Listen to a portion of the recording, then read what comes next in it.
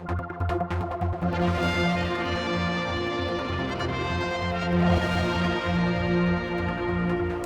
I've come to the Gawne's house to join with Mr. Gawne and your daughter Kitty. This is a subject I don't believe either of you talked about before, and obviously very dear to your hearts. And it's about a condition, Kitty, that you've got. Yeah. This is ME. It's such an interesting, emotive subject for so many people, because I've been chatting to people about it, and everyone's very polarised on this whole thing.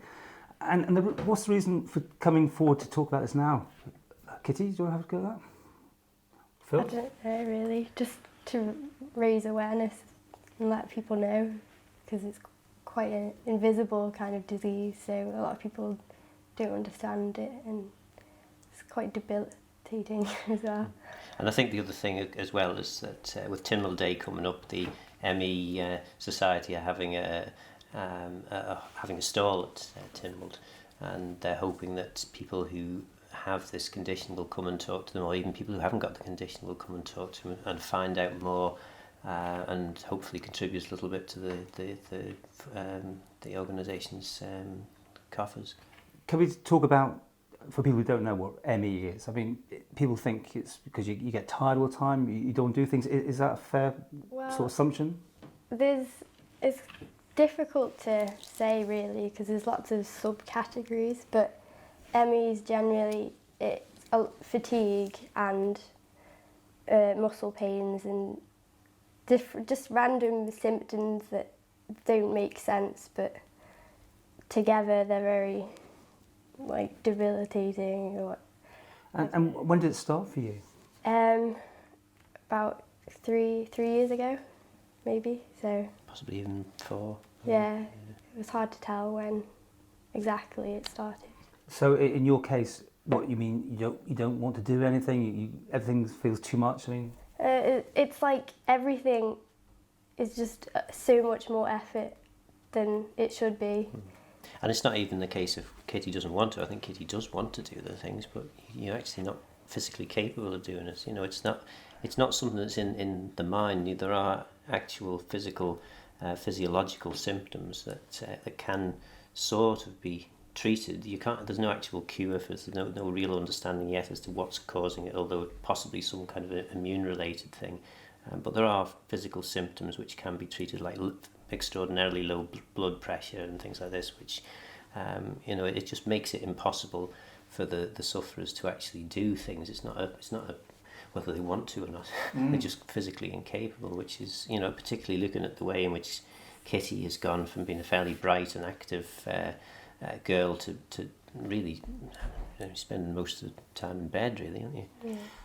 And I alluded at the beginning about this thing. It does polarise people, because I mean, you must get that yourself, don't you? You've heard people say, "Oh, this is just you're making it up, or it's in your mind." How do you react to people that think like that? Well, you kind of have to ignore them, because you just get kind of angry, and why would you purposely make yourself ill? I don't know, it just doesn't make sense. Right? Yeah, and that's to their faces, but of course it's deeply upsetting as well when it's very hard to deal with.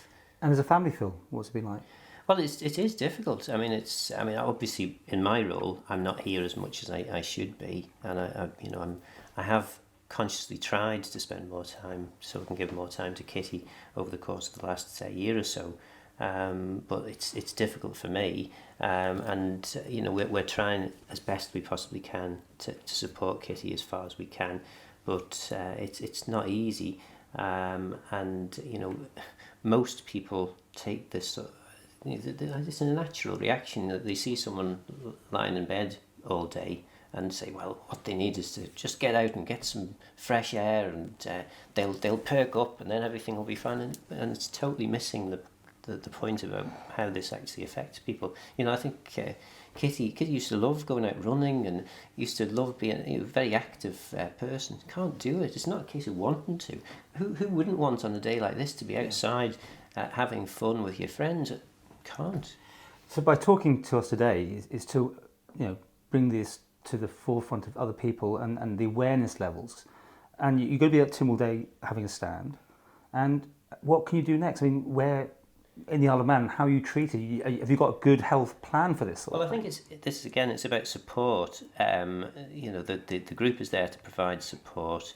Obviously, I'm trying to give them some help, but I've got my political roles, and I'm also father of Kitty, and I'm trying not to confuse too much the two roles, but I'm giving what advice I can. But it does seem to be a very poorly understood problem. There are still a few doctors out there who believe that it's all a psychological thing, and just give them a slap around the face and they'll be fine. There aren't many, to be fortunately, left like that.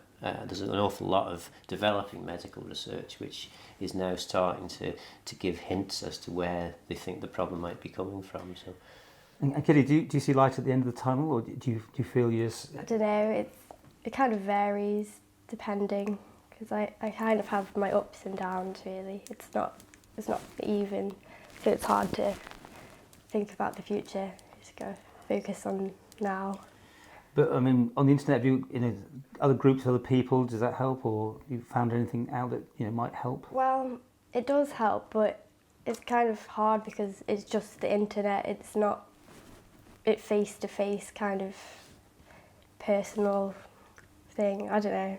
So, give us your average day. What would it be like for you? Sorry, I'm being tough here, aren't I? But I know you don't. It's difficult. I mean, would you be in bed most of the day, for instance? Yeah, I pretty much rarely get away from my bedroom anyway. So even doing this interview today was quite challenging, wasn't it? Yeah. You didn't want to do it, did you? But I think it is probably immensely interesting to people, and maybe other people, sufferers, that you can come forward like this. It's quite a brave thing to do, really. Mm. It is an incredibly difficult thing for people. Seeing the sort of the passage of Kitty being quite a healthy girl to where she is now, and in the first instance, it's not something that just sort of happened overnight. Certainly not in Kitty's case. She's gone from being very active, very involved, engaged, doing extraordinarily well at school and all that, to just gradually over that period of time being able to do less and less. So did you see it like a teenager initially? And that's the thing. And of course, the initial reaction is, "Oh well, you snap out of it, girl. You need to sort yourself out." And then of course you realise it's not. There's something more serious going on here. But the hard thing is for people to understand, because on some days Kitty can seem relatively normal. And have quite a good time and reasonably happy, but then for probably the next couple of weeks, because she's overdone it, she then goes right back to the very worst position that she's been in. So it's hard for people to understand who aren't actually directly involved. I mean, it's hard enough for direct family members to understand how it all works, but there, as I say, there's an awful lot of good medical research being undertaken recently. There's far more understanding about what is going on here. It's still not clearly understood, but there's a greater understanding and awareness, I think. And obviously you've done research. I mean, does it come to an end, or does it plateau, or can it go on forever, or what? Well, it varies. Yeah. It's very, very varied. It's no clear, really. I mean, some people get better, or there's also kind of stages and levels of severity, and I don't know really. The longer you have it, is the less likely you're going to get out of it. But it does seem to be quite varied, as Kitty says, and some people learn to cope with it. So knowing, lovely sunny day out, Kitty maybe not feeling too bad, goes out, spends the whole day doing as much as she can in terms of having fun, knowing full well that for the next 2 weeks she's then going to be completely wrecked and not being able to move. And what people would do is they would manage that and say, well, actually I can do a couple of hours, even though I might still be feeling reasonably okay. I'll stop after a couple of hours, because then I'll be okay for the rest of for the following days. So people develop their own strategies as to how to cope with it. Some people, as I say, do actually get over it, but others learn to cope with it. Some can cope quite well. Others find it incredibly difficult and end up in a pretty miserable state. Well, I mean, thanks for talking to us about this. You've got this stand at Tynwald Day, which is what we're trying to promote here for you. For other sufferers or people just to get more information, pamphlets handing out, or you've got a self-help group or what? Yes, the ME support group. Kitty, do you want to talk about that, or it's more Kitty's mum that is involved with that. Do you find that helpful, meeting other people? Well, yeah, but they're all quite the age difference. There's quite a lot of young people that probably just aren't aware that, so there's not really many young people, but I think that's what they're trying to do, is get more involved with. And it must, as I said at the beginning, it must annoy you intensely when people just think, oh, snap out of it. Yeah. Can you explain that? I mean, I don't know, it's not really. just everything is just feels too much almost. Is that the sort of feeling you get? I don't know, I just want to hit them sometimes and just know that's not right.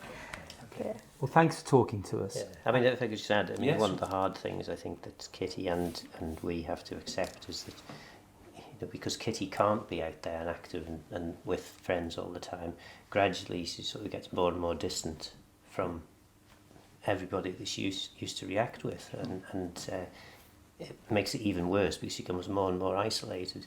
And yeah, it's a tough one.